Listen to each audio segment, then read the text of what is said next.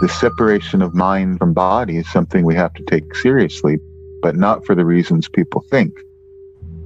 In this age of despair, when many people are extremely depressed, when misuse of drugs as an escape are becoming an epidemic, which is not really reported, but that's happening. Alcoholism and drug addiction are becoming greatly exacerbated during this period, and people are becoming suicidal. Many people are thinking of killing themselves, hoping that that will be an escape. But it's our moral responsibility to say that killing yourself does not end the mind. There's no such thing as resting in peace. That's a ridiculous idea. You don't automatically go to a better place just because you die. Killing yourself won't make anything better. It will make everything infinitely worse. And in fact, as most spiritual traditions teach, including Tantric Buddhism, but also shamanism, if you destroy your own vessel that all of your millions of years of karma have created deliberately, that is an act of murder. Just because you have decided to do it to yourself doesn't mean that it's not murder. And secular humanists get really pissed off about that because they think this is one of your rights, is to kill yourself. A lot of people think, well, if you're in pain from a terminal illness, the wise and humane thing would be to just allow yourself to be killed through an opiate overdose or something like that. And this is becoming a popular and acceptable idea, and unfortunately, I'm sure it will become legal. That's the wrong thing to do too. We need to experience the karma of dying. Even if you think there's every good justification, it's only leading to extremely negative karma for yourself and for others.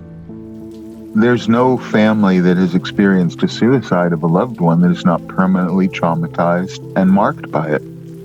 It's an extremely negative thing to do to other people. It's a selfish act, which is in many ways an angry act, not only a depressed act. It's a way of harming others. And when you kill yourself and you leave your body for your loved ones to contemplate and to look at your suicide and to look at the depression that it will cause in people who cared about you, you are creating a terrible next life for yourself. For the average person, that's superstitious nonsense, and they think the body is just a temporary construct that once it's destroyed, you'll no longer feel pain.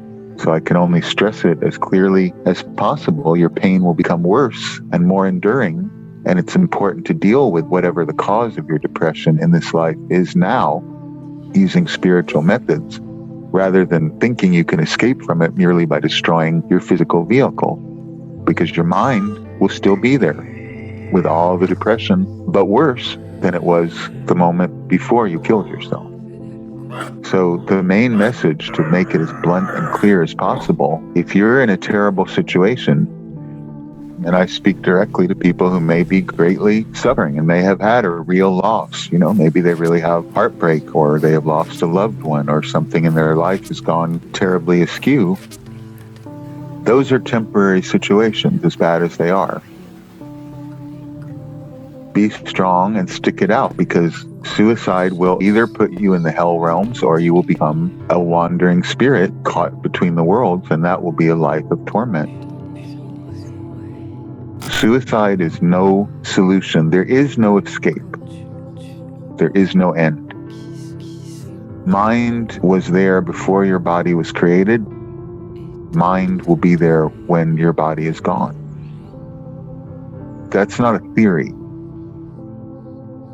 That's a fact.